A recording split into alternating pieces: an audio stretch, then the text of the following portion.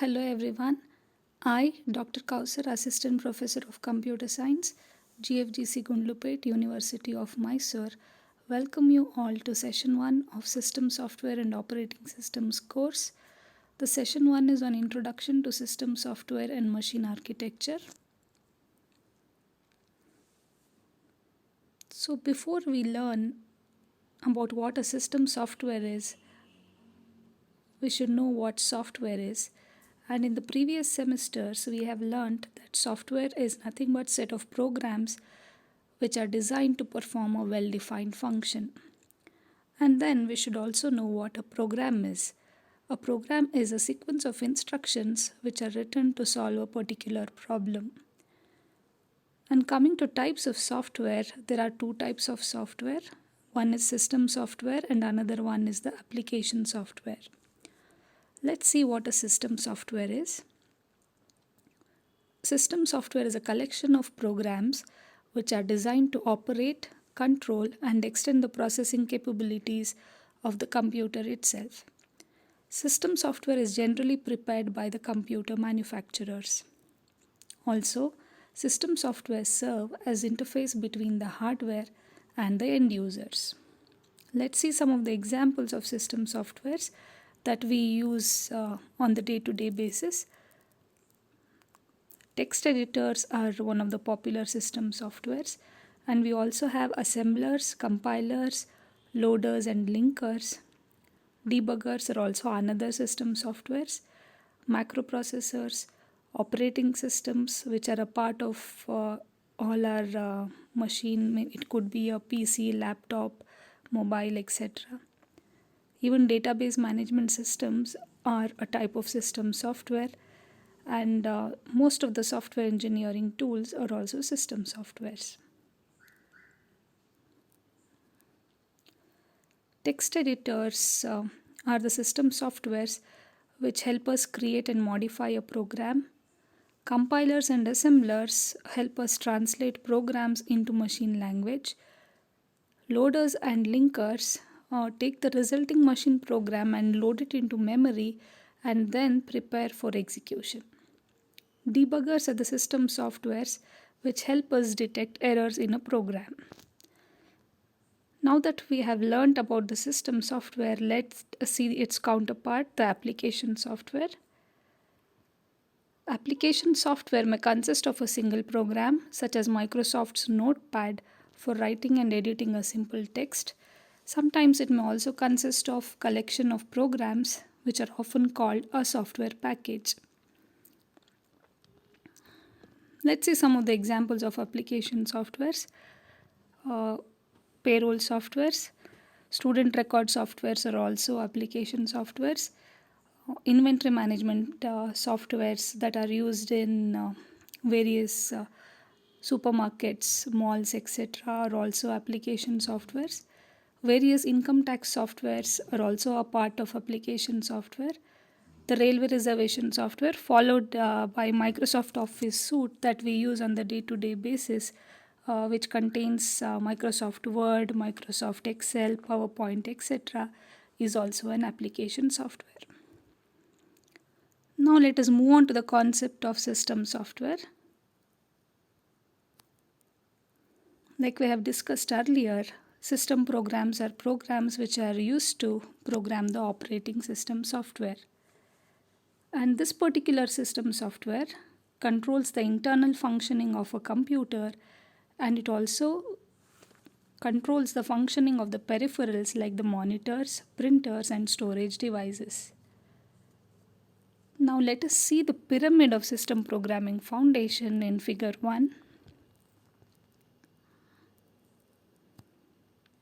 So here in this pyramid, at the topmost level we have users or people which interact with the application programming software, and internally these application programming softwares communicate with compilers, assemblers, macroprocessors, loaders, etc., which internally communicate with the input-output programs, file systems, schedulers, libraries, memory and device management softwares. In this course, we are more interested in the third and fourth step of this ladder, which consists of compilers, assemblers, loaders, etc. We are going to learn in detail about these system softwares. Now let us see the basic machine structure.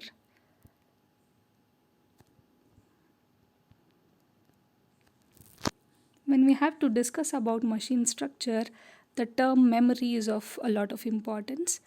This term memory refers to a device where information is stored. So this device could be as simple as a pen drive, or it could be the RAM, ROM, etc. And here processors are the devices that operate on this information which is stored in the memory. The information the processors operate on can be viewed as being stored in the form of zeros and ones. So each of these zeros and ones in the binary digit is called bit in short, and then further these bits are grouped into units called bytes, characters or words. The structure of the machine is shown in the figure 1.2 below.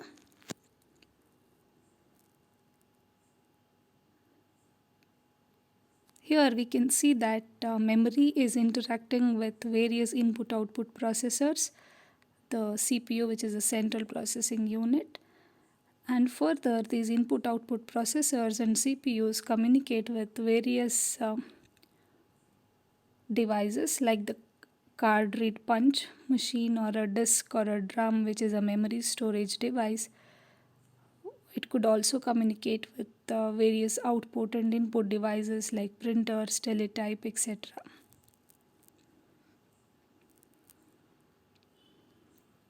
And these memory locations that I mentioned earlier are specified by addresses, where each address identifies a specific byte, character, or word. And the contents within these byte, character, or word is interpreted as data or instructions. And the processor is nothing but a device that performs sequence of operations specified by the instructions which reside in the memory. Memory may be considered as mailboxes which contain group of ones and zeros. So with this we come to end of this session 1. And here I would like to quote an example to understand the major difference between the system software and the application software. You can consider the example of the smartphones we use on the day-to-day basis. The smartphone comes preloaded with certain software so that when you on the smartphone for the first time, you are able to interact with the software present on your smartphones, and that software is nothing but a system software which is built into your smartphones from the manufacturer's end. And on the other hand, once you insert the SIM and you go on to use your smartphones, on the day-to-day basis we install many different apps via Google Play Store, and these applications are not central to the working of the smartphone, but they are useful for a particular type of action that you like to perform. So with this you have learnt in this session about two types of softwares, the difference between system and application software, followed by the concept of system software in particular, and the pyramid of system programming foundation, and also the machine structure. With this, let us stop this session. Thank you for your patient listening.